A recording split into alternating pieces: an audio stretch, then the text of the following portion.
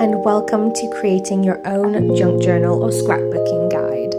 I have all the materials linked in the description below so that we can already get started and you can already have something to go with. So I'm starting with using newspaper. I find that this is the best place to start. You just tear up any bit of paper that has a nice image on or nice text on that you like, and you go ahead and you just stick it in. It doesn't need to be neat or tidy, you just go in and make it as messy as you like. Next, I'm going in with some water-based pens. These pens are great for going in and adding water and creating a nice wash, eliminating any white space.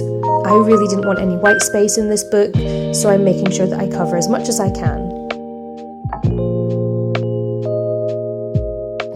I recently received these shredded bits of paper and card, so I thought these would be a great way to add texture to the scrapbook and journal.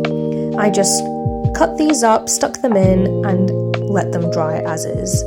You can use shredded paper with a shredder or your own little bits of stickers. I'm also adding in these little stickers of colour just to give a bit more depth and cover bits I didn't want to be visual.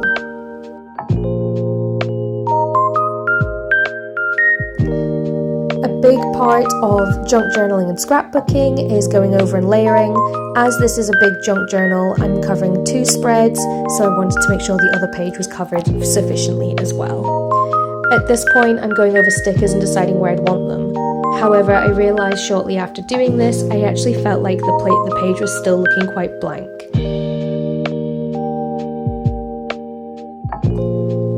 Instead of sticking the stickers straight in, I decided to go for newspaper and cover the page with this. Layering more of this on top added a bit more dimension, which is exactly what I wanted. I even covered some of the joins so that this became a full page piece.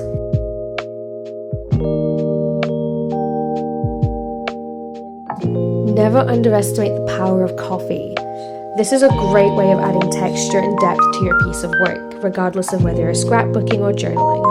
I've just used regular coffee grounds and sprinkled them all over the page. This is a great way to add a little bit of colour. You can also use a tea stain if you prefer. In this case, I used hot water and I just blotted this on top of the grounds to ensure that they melted in. It must be hot water. If you don't use hot water, it won't work.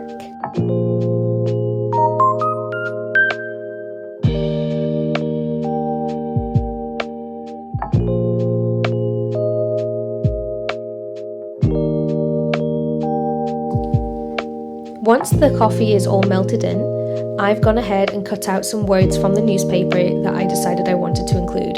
You can also use magazines, which I think are probably better, but I only had newspaper to hand. So in this case, I just wanted to cut out a few of my favourite words and stick them in. I've also included some of my own hand-painted cards, and I've decided to pick a couple of those that I liked and include those on the page. These I instantly stuck in to create a set piece or a dynamic storyline that I wanted.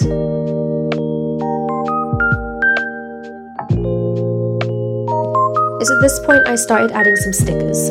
You can choose what stickers you like. I wanted to use whimsical style stickers, so I wanted to make sure I had some with toadstools, little frogs, flowers, and maybe a few with little texts and readings and quotes.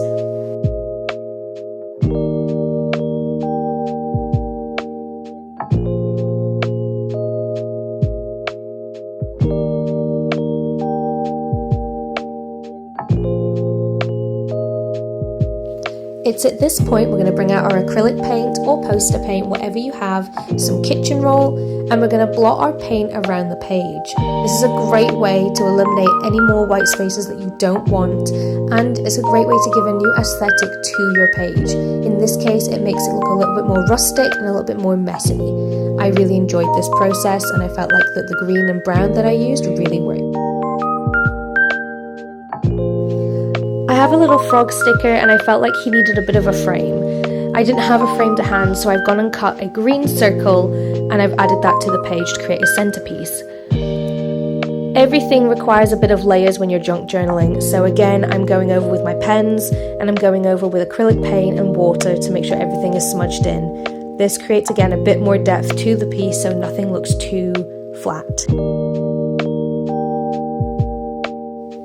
Now that I'm happy, I can go ahead and add my little froggy to its circle. Adding these stickers now makes a great difference. It creates more dynamic, and I feel like you can see your piece come to life as you add more stickers as you go along.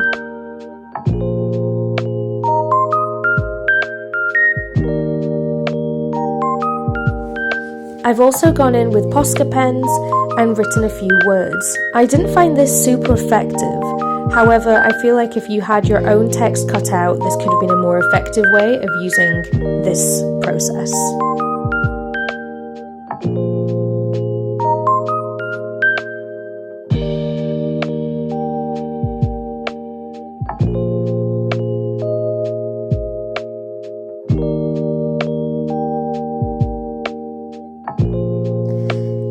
It's at this point I'm pretty much starting to add all the final touches to the junk journal. Any bits of colours that I feel like are needed, or any bits of smudging, just to eliminate all the white space. I also felt like to create an ultimate whimsical vibe with my froggy page, I decided to go in with smudge a bit of paint, a bit of glue, and I've added a few bits of glitter, just to give it a bit of sparkle and a bit more whimsy vibes. And that's really it, guys. You don't need to be an artist to create your own junk journal, you just have to be creative and have a bit of fun. I've included little junk journal kits into my description below so that you can purchase your own, but otherwise follow this guide and create your own books. Have fun.